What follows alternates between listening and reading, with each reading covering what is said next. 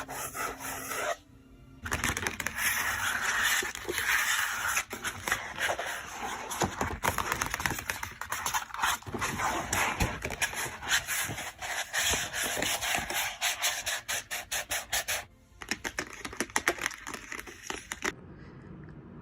we're going to be doing question 2, 2024 FRQ. This is calculate problem. It says a particle moves along the x-axis so that its velocity at time t bigger than 0 is given by v of t equals ln of t squared minus 4t plus 5 minus 0.2t. So for part A, it says there is one time t equals tr in the interval 0 to 2 when the particle is at rest. Find tr. Find 0 to tr. Is the particle moving to the right or to the left? Give a reason for your answer. So it says the particle is at rest, which means vt equals 0.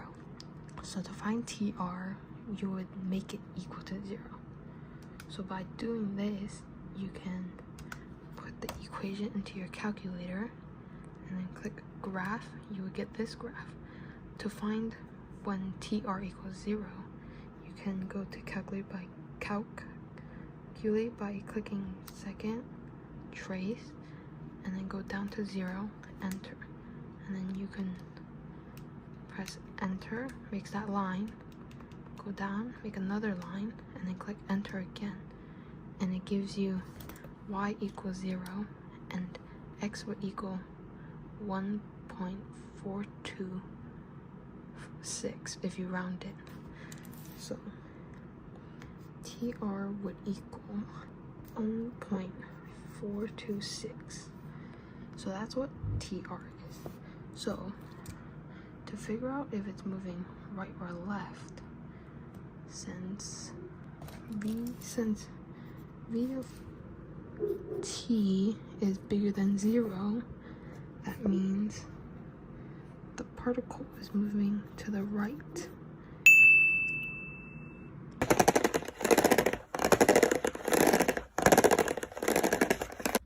Hello, welcome to part B of this calculus equation. Part B asks us to find the acceleration of the particle at time equals 1.5. And to show the setup for your calculations, is the speed of the particle increasing or decreasing at time t equals 1.5?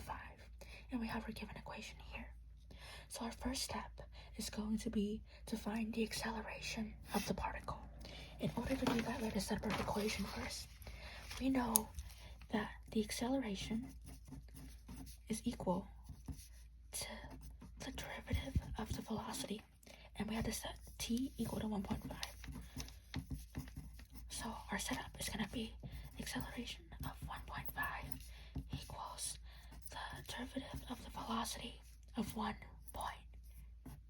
Oh, that's a really ugly font.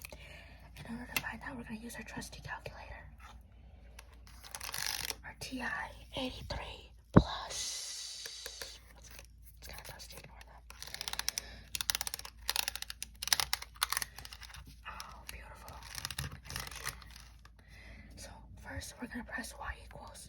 Oh, I already have it. You didn't see that. And we're going to enter my equation, which is going to be natural logs of, it's supposed to be t, but I don't think I know what that button is. I'm going to do x. It's going to be the same, no, don't trust. X squared minus 4x plus 5, the parentheses, minus 0.2x. And then we're going to graph that. That's not what, yeah, oh, here you go. And then we're going to click calculate. Second, calculate, yeah. And then we're going to try to go find the acceleration at the derivative function, which is going to be 6. And then it gives it to us. You can see over here, there's something, you can see that x equals 1 there. We wanted to set it equal to x equals 1.5. And then enter. It tells us that x of 1.5 for the acceleration or the derivative of velocity is going to be negative 0.9 I'm just gonna round that up to -1. Or round it down to -1. So these equal. And in order to do the second part of equation, which is to find the speed of the particle increasing or decreasing at time equals 1.5, we're gonna need to find the velocity because, oh, here comes one of our cardinal rules. Our rules. Let's open it. Speed is increasing if acceleration and velocity have the same sign, and speed is decreasing if acceleration and velocity have different signs. So we're in no acceleration. We gotta find a velocity. In order to do that, we're gonna go back to our trusty calculator. And then we're gonna go to calculate again. And this time we're going to value, which is 1. And then we're gonna put in 1.5 again. Let's just, and then that's where we get -0.7. Oh, that's loud, sorry. Oh, it broke. Let me put out more lead. Awesome. V of 1.5 equals -0. Let's round it to 0.8. And then, so now we know, because these two have the same sign, they're both negative. Let me highlight that for us with my highlighter.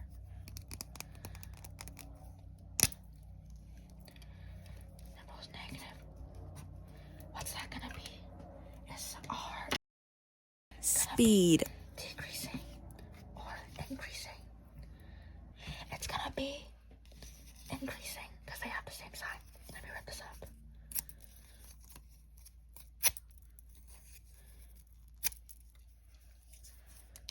So to recap, the speed of the particle is going to be increasing, and the acceleration at t equals 1.5 is going to be -1 or close to -1. Thank you for watching. Bye bye.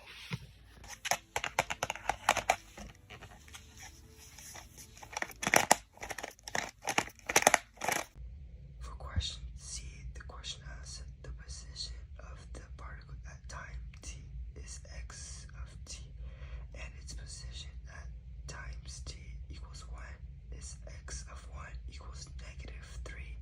Find the position of the particle at times t equals 4. Show the setup for your calculations. Alright, to start this off, we're going to use the FTC2 formula. So first, we're going to write down integrate a to b v of t dt equals x b minus x of a. Since we know our start point is t equals 1, that's going to be our a equals 1.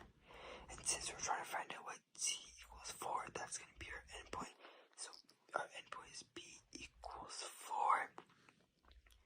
Now we're going to put it back into our equation. So we're going to put integrate 1 to 4 v of t dt equals x of 4 minus x of 1.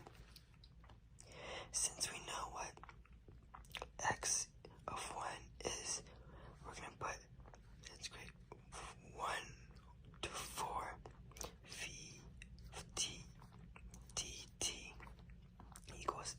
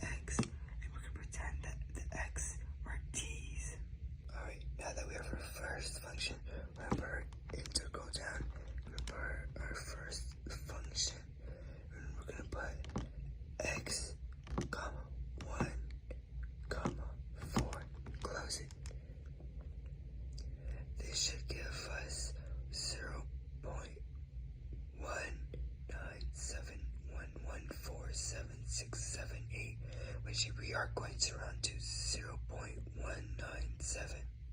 Now that we have the rest of the equation, we're going to subtract 3 on each side so that we could have x of 4 on its own. So 0.197 minus 3 equals x of 4. This is going to give us negative 2.80 equals x of 4. So that is going to be our position when t equals 4.